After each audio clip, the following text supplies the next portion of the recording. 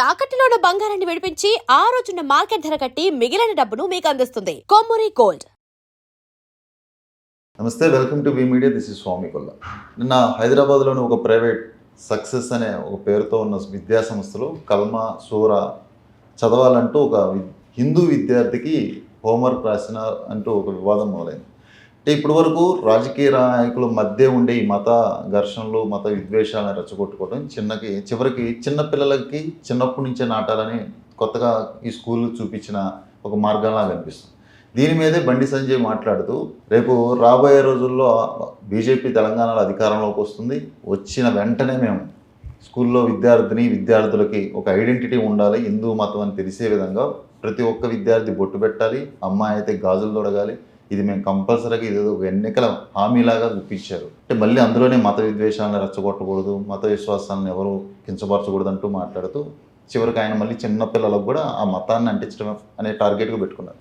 జనరల్గా ఎవరైనా అధికారంలోకి వస్తే మేము ఉచిత విద్య ఇస్తాం, విద్యార్థులకి స్కూళ్ళల్లో మెరుగైన వసతులు కల్పిస్తాం అంటూ చెప్తుంటారు. కానీ ఈ బీజేపీ గవర్నమెంట్ అధికారంలోకి వస్తే మాత్రం బొట్టు గాజులు పెట్టుకోవడం మ్యాండేటరీ చేసి చిన్నప్పటి నుంచి ఒక హిందూ మతాన్ని లేదా మత విశ్వాసాన్ని రెచ్చగొట్టే ప్రయత్నం చేయబోతుంది.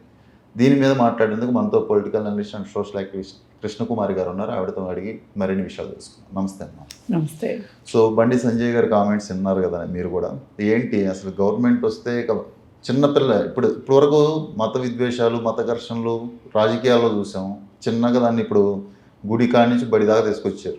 ఇక రేపు పొద్దున బడిలో పిల్లలకు కూడా ఇవే నేర్పి ఇదే కల్చర్ తయారు చేస్తుందా, ఏం జరుగుతుందని? ఇక్కడ హైదరాబాద్లో నేను కోట వనస్థలిపురం సైడు సైదాబాద్ దగ్గర ఒక స్కూల్లో మత ప్రచారం జరుగుతుంది, చిన్నపిల్లలకి మతం గురించి చెప్తున్నారు అని చెప్పి విశ్వ హిందూ పరిషత్ ఒక ఆయన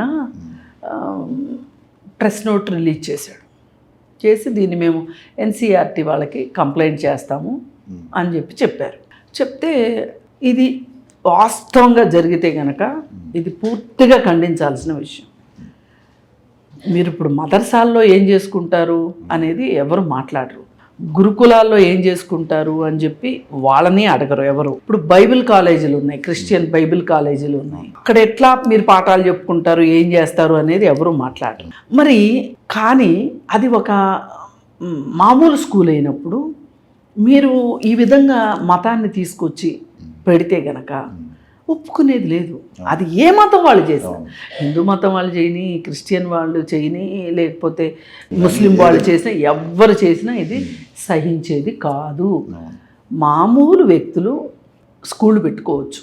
ఆ స్కూళ్ళల్లో మీరు హిందూస్నంటూ చేర్చుకున్న తర్వాత, అసలు మీరు ఒక ముస్లిం అయ్యి ఉండి ఒక స్కూల్ పెట్టిన తర్వాత దానిలో అందరూ చేరతారు. అందరూ చేరిన తర్వాత మీరు పర్మిషన్ ఎట్లా తీసుకుంటారు? ఒక స్కూల్కి పర్మిషన్ ఎట్లా తీసుకుంటారు? మామూలుగా ఒక ముస్లిం స్కూల్ పెట్టాలన్నా, ఎవరు పెట్టాలన్నా అసలు వాళ్ళ మతం అక్కడ అసలు ఒక ప్రశ్నే కాదు. ఇప్పుడు వాళ్ళ మతం ప్రశ్న అవుతుంది. మత బోధన చేస్తాము అనుకున్నప్పుడు దానికి ఒక సపరేట్ పర్మిషన్ తీసుకోవాల్సి ఉంటుంది. మామూలు పర్మిషన్ తీసుకుని మత బోధన చేస్తాను అంటే ఈ మూడు మతాలు చేసినా ఒప్పుకునేది లేదు. ఇది క్లియర్. స్కూల్లో గనక అలాంటిది జరిగింది అంటే ఆధారాలతో సహా వెళ్తే స్కూల్ గుర్తింపే రద్దు చేసేస్తారు. చెయ్యాలి కూడా. ఇందులో వాళ్ళు ఏదో మైనారిటీ మతం వాళ్ళు కదా అని చెప్పి మనం వాళ్ళ పట్ల ఏమీ ఎక్కువ ప్రేమాభిమానాలు చూపించాల్సిన అవసరం లేదు.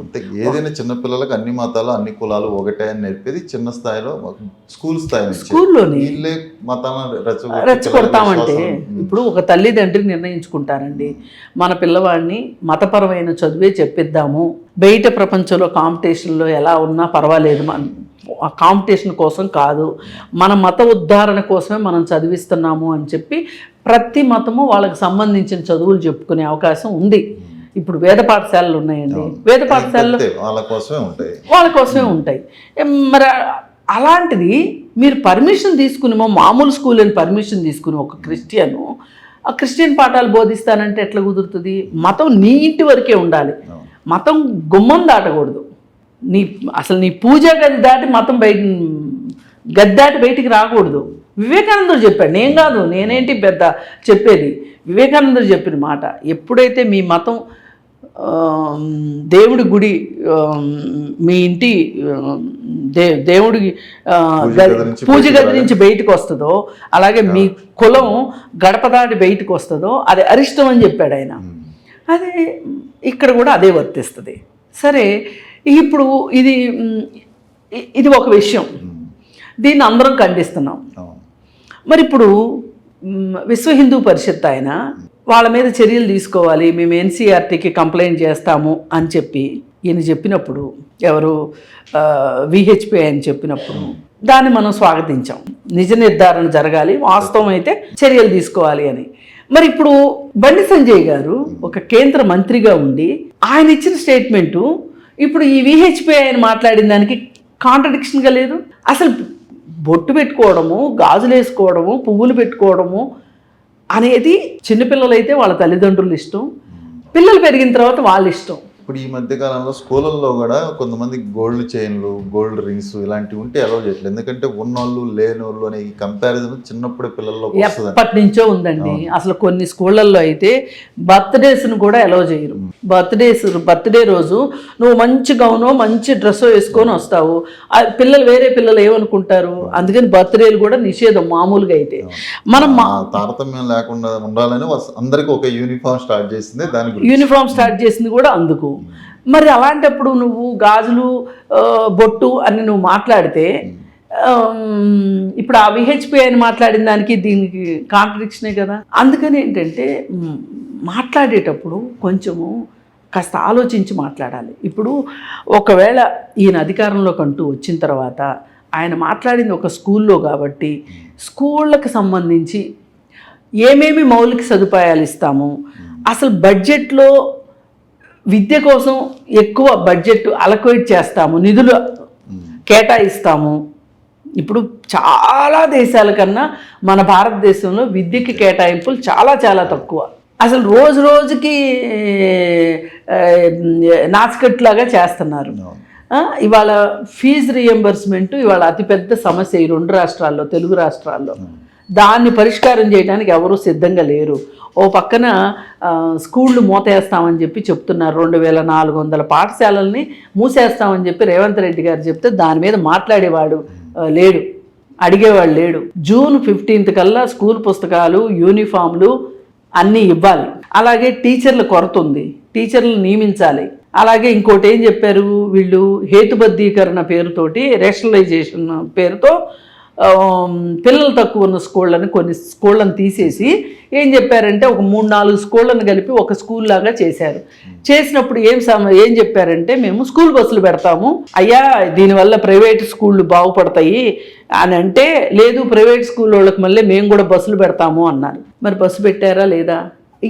వీటి గురించి మాట్లాడు నువ్వు. అసలు ఇప్పుడు నీకు కేంద్ర మంత్రి అయినా సరే బండి సంజయ్ ఆలోచన చిన్నగానే ఉంటుంది పాపం.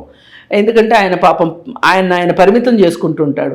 పోని మీరు పరిమితం చేసుకోండి, కేంద్ర మంత్రి కాబట్టి దేశమంతా తిరగాలి, దేశమంతా మాట్లాడాలి అని మీకు లేకపోయినా ఈ రాష్ట్రం వరకైనా సరే మీరు కొంచెం కుదురైన ఆలోచన చేస్తారా, చేయరా? ఇవాళ విద్యారంగం పలు సవాళ్ళు ఎదుర్కొంటుంది. ఇప్పుడు ఆయన KG to PG ఉచిత విద్య అన్నాడు కేసీఆర్, ఈయన వచ్చేసేసి ఇంకేంటో ఇంటిగ్రేటెడ్ స్కూల్స్ అని ఈయన మొదలెట్టాడు. ఆయనది సగం సగమైంది, ఈయనది సగం సగమే అవుతుంది. రేపు ఇంకొచ్చే ఆయన ఈ రెండింటినీ వద్దని ఇంకోటి కొత్త దాన్ని తీసుకొచ్చాడు అనుకోండి, ఇప్పటి వరకు పెట్టిన డబ్బులు బూడిదలో పోసిన పన్నీరే కదా. అసలు ఎవరు దీని గురించి మాట్లాడట్లా, ఆలోచించట్లా. ఆలోచన వాళ్ళకే ఉంటుంది. ఇప్పుడు ఉచిత విద్య ఎవరికైనా సాధ్యమే. ఎందుకంటే ఇప్పుడు ఫీజు రియంబర్స్మెంట్లు ఇచ్చి తల్లికి వందనం, అమ్మకు వందనాలు ఇచ్చుకుంటూ మళ్ళీ వీళ్ళకి ఉచిత ఉదయం పూట టిఫిన్, మధ్యాహ్నం లంచ్ ఇవన్నీ ప్రొవైడ్ చేసే బదులు అసలు ఉచిత విద్య ఇస్తే అందరికీ హ్యాపీగానే ఉంటుంది. కానీ అది ఎందుకు చేయాలంటే ఈ ఎలక్షన్ స్టంట్లో భాగం, ఈ హామీలు మరి నెరవేర్చాలి కదా. నేను భోజనం పెట్టిస్తా. అసలు ఒకటండి, గవర్నమెంట్ స్కూల్లో చదివిస్తున్న పిల్లోడికి తల్లికి డబ్బులు ఇవ్వాల్సిన అవసరం ఏంటండి? అసలు తల్లికి ఎందుకు ఇవ్వాలి డబ్బులు? ప్రైవేట్ స్కూల్లో కూడా ఇస్తున్నారు అదే పని. అదే అసలు ఎందుకు వాళ్ళు ప్రైవేట్ స్కూల్లో చదివించుకుంటున్నందుక అసలు ఎందుకు ఇవ్వాలి? ఓట్ల కోసం. అదేనండి, ఓట్ల కోసమే. ఇప్పుడు మనకి ఆరోగ్యశ్రీ ఉంది. ఆరోగ్యశ్రీ పథకం ప్రైవేట్ హాస్పిటల్స్ని జేబులు నింపటానికే పెట్టినట్టుంది అని మాట్లాడితే అప్పుడు అందరూ కాదు కాదు కాదు కాదు అసలు వైఎస్ ఈ విషయం వల్లే దేవుడు అవుతాడు అని చెప్పి మాట్లాడారు. కానీ చివరికి చూస్తే ఆ డబ్బుల్ని ఏం చేసి ఉంటే బాగుండేది అనేది కూడా నిపుణులు చెప్పారు. ఏంటి అంటే ప్రైమరీ హెల్త్ సెంటర్స్ని స్ట్రెంగ్తన్ చేస్తే, జిల్లాకు ఒక మంచి సూపర్ స్పెషాలిటీ హాస్పిటల్ పెడితే, గవర్నమెంట్దే సూపర్ స్పెషాలిటీ హాస్పిటల్ని పెడితే, ఏది ఈ ఆరోగ్యశ్రీకి కేటాయించిన డబ్బులన్నింటినీ ఇట్లా వినియోగిస్తే, అలాగే డాక్టర్ల కొరత ఉంది మనకు బాగా, ఆ డాక్టర్ల కొరత తీరిస్తే అసలు ఆరోగ్యశ్రీ పెట్టాల్సిన అవసరమే లేదు, ఆరోగ్యశ్రీ నిధులు పక్కదారి పెట్టినాయి అని చెప్పి తర్వాత అదే ఇష్యూ అయిపోయింది. చివరికి అదే వాస్తవం అయింది. ఇప్పుడు ఈ స్కూళ్ళ విషయం కూడా అసలు మీరు యూనివర్సిటీ సంగతి తర్వాత ఆలోచిద్దాం. ప్రాథమిక స్థాయిలో స్కూళ్ళ దగ్గర నుంచి మొదలెట్టండి. మీరు మొదలెట్టి వాటిని స్ట్రెంగ్తన్ చెయ్యండి. అమ్మకు ఒడి, నాన్నకి బడి, నాన్నకి బుడ్డి ఇవన్నీ తీసేసేస్తే బాగుంటుంది. అలాంటివి ఏమైనా మాట్లాడాల్సింది పోయి బండి సంజయ్ బొట్లు పెడతాం, కాటుకులు పెడతాం, చేతులకు గాజులు వేస్తాం, తల్లో పూలు పెడతాం, ఏంటండి ఇది? అంతేగాని నా స్కూల్లో ఏం చేశారు, ఇప్పుడు బండి సంజయ్ కూడా అదే చేస్తున్నట్టు. ఇంక దీనిలో ఖండించేది ఖండించేదేమో. మళ్ళీ ఆ టాపిక్ మీదే మాట్లాడతా. అక్కడ మత విశ్వాసాలని, మత విద్వేషాలని రెచ్చగొట్టారు. మేము వస్తే, నువ్వు వస్తే ఉన్నావా, కల్మా రాయమన్నది, సూరా రాయమన్నది. ఇప్పుడు నువ్వు వస్తే ఏం చేస్తావు, బొట్టు పెట్టుకొని గాజులు వేసుకుంటుంది. అదే స్కూల్లో నువ్వు అదే నేర్పుతున్నావు. ఎక్కడోళ్ళు అక్కడే కూర్చున్నారు. అంతేగాని మతాల మధ్య సామరస్యం తీసుకొచ్చే ప్రోగ్రామ్ ఏం జరగలేదుగా ఇక్కడ. మరి ఎందుకండి ఆయన ఎందుకు కేంద్ర మంత్రో నాకు ఇప్పటికే అర్థం కాదు. అసలు ఒకటండి, నేనే మతం అనేది కాసేపు పక్కన పెట్టండి. నాకు బొట్టు ఇష్టమైతే పెట్టుకుంటా, లేతే లేదు. ఒకవేళ నేను ఒక మతాన్ని బాగా నమ్ముతున్నాను అనుకోండి, నేను వైష్ణవురాలను అయితే గనక వైష్ణవ మతాన్ని ఆచరిస్తే ఒక రకంగా బొట్టు పెట్టుకుంటా, శైవం అయితే నేను ఇంకొక రకం బొట్టు పెట్టుకుంటా. అంతే కదా, అడ్డబొట్ట నిలువు పెట్ట నేను తెలుసుకుంటా. అసలు నువ్వెవరు నాకు చెప్పడానికి? అసలు బొట్టే పెట్టుకోనంటా. నేను నాస్తికురాలిని, కానీ నేను బొట్టు పెట్టుకుంటా. అసలు నన్ను ఎవరిని అడగమనండి, మీరు నాస్తికులు కదా బొట్టు ఎందుకు పెట్టుకుంటున్నారని. నేను అలంకారం కోసం పెట్టుకున్నా, నా ఇష్టం అది. నాకు చిన్నప్పటి నుంచి అలవాటు అయిపోయింది. నేను మా అమ్మను అలా చూస్తూ పెరిగే బొట్టుతోటి నేను బొట్టు పెట్టుకున్నా. అందుకే నువ్వు చెప్తే పెట్టుకోవాల్సిన అవసరం లేదు. అసలు సంస్కృతి సాంప్రదాయాలు వీళ్ళు నేర్పుతారా వచ్చి? ఇప్పుడు వీళ్ళు నేర్పిస్తారా? వీళ్ళు పెట్టుకున్నారు బొట్లు జనాలను మోసం చేయటానికి. అందరిని పెట్టుకోమంటే ఎట్లా కుదురుతుంది? మొన్నటికి మొన్న బెంగాల్లో వచ్చారో లేదో స్కూల్ పిల్లలకు గుడ్డు మానేశారు. మనకి స్కూల్ పిల్లలకి సమీకృత ఆహార పథకం ప్రకారం పౌష్టికాహారం కింద గుడ్డు పెడతారు, దేశం మొత్తం పెడతారు. అలా పెట్టేది బెంగాల్లో ఆపేశారు. ఇవాళ పేదవాళ్ళకండి మాంసం కొనుక్కుని తినేంత పరిస్థితి కనిపించట్లా. ఇవాళ పేదవాళ్ళకే కాదు, దిగువ మధ్య తరగతి వాళ్ళకి కూడా గుడ్డు తినే మాంసాహారాలు తినే పరిస్థితి లేదు.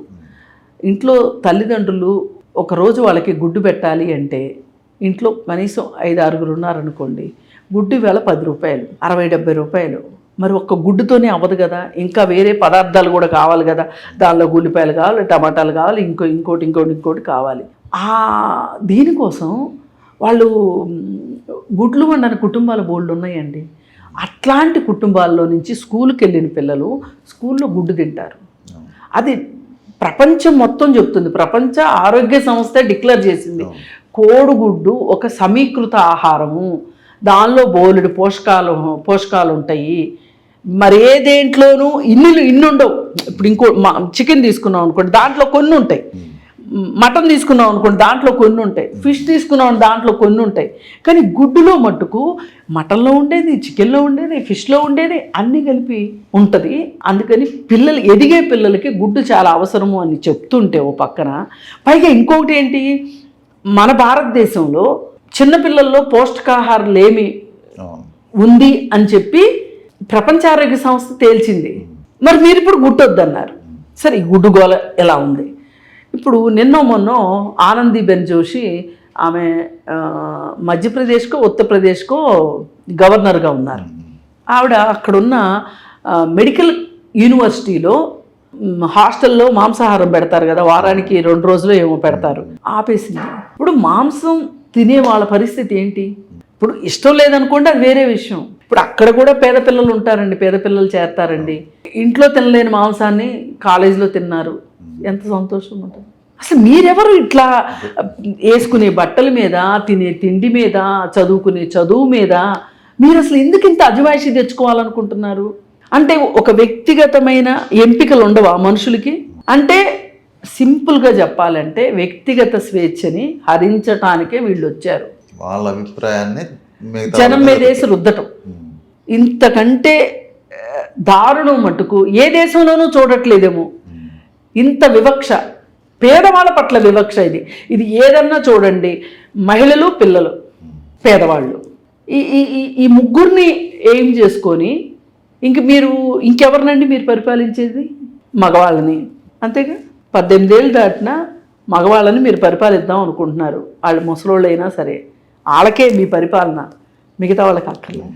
ఇది మట్టుకు తిండి దాకా, వేషధారణ దాకా వీళ్ళు వచ్చేసారు అంటే ఇక మనకు వ్యక్తిగతం అంటూ ఏమీ ఉండదు. వ్యక్తిగతమే లేనప్పుడు ఇంకా వ్యక్తిగత స్వేచ్ఛ ఏముంటుంది? అంటే వీళ్ళు ఏ చట్టాల్లో బిగించాలని చూస్తున్నారు మనుషుల్ని అనేది మటుకు చాలా బాధాకరమైన విషయం. మీరు ఇంత చేశారు అంటే కనుక ఇంతకింత వీళ్ళు రెట్టింపులో ప్రజల దగ్గర నుంచి వ్యతిరేకతను మట్టుకు వీళ్ళు చవి చూస్తారు ఖచ్చితంగా. Okay madam. అయితే బండి సంజయ్ చేసిన కామెంట్స్ నిజంగా గాజులు బొట్టు అనేది నిన్న స్కూల్ యాజమాన్యం వాళ్ళు అయితే ఏదో చేశారో అదే పని ఈయన కూడా చేయబోతున్నారు. అంటే ఇద్దరు మతాల మధ్య సామరస్యత క్రియేట్ చేయడం పోగా వాళ్ళు నిన్న ముస్లిం సంబంధించిన దాన్ని చదివించాలి అని వాళ్ళు ట్రై చేస్తే ఈయన హిందువులకు సంబంధించిన ఐడెంటిటీ క్రియేట్ చేయాలని ఈయన ట్రై చేస్తుంది. ఏదైనా చిన్నపిల్లల్లో ఇప్పుడే ఈ మత ద్వేషాలు, మత డిఫరెన్స్ క్రియేట్ చేయడం అది నిజంగా ఆయన కేంద్ర మంత్రిగా ఉండి ఆ మాట్లాడకూడదు. నిజంగా విద్యా వ్యవస్థలను మనం చేయాలనుకుంటే పిల్లలకి వ్యవస్థను మార్చు, దానికోసం మౌలిక అసలు ఎన్నున్నాయండి అసలు దేశంలో ఇంకా దరిద్రం ఏంటంటే అసలు చిన్న పిల్లల మీద కూడా ఇప్పటికీ లైంగికంగా అత్యాచారాలు జరుగుతున్నాయి. మహిళలకు భద్రత లేదు. వీటి మీద నువ్వు ఫోకస్ చేయకుండా కేవలం ఒక మతాన్ని, సనాతన ధర్మాన్ని వేసి జనాల మీద రుద్దేస్తా అంటే జనాలు కూడా అదే అంటున్నారు. ఫస్ట్ ఇంట్లో నీ కొడుకుని చక్కదిద్దుకో, ధర్మం, హిందూ ధర్మం, సనాతన ధర్మం పక్కన పెడితే ఫస్ట్ నీ కొడుకుని చూసుకో, పోక్సో కేసు దాకా ఎందుకు వచ్చిందంటూ కూడా ఆయన మాట్లాడిన దానికి రివర్స్గా చాలామంది ఇప్పుడు ప్రజలు అడుగుతున్నారు, కామెంట్లు పెడుతున్నారు.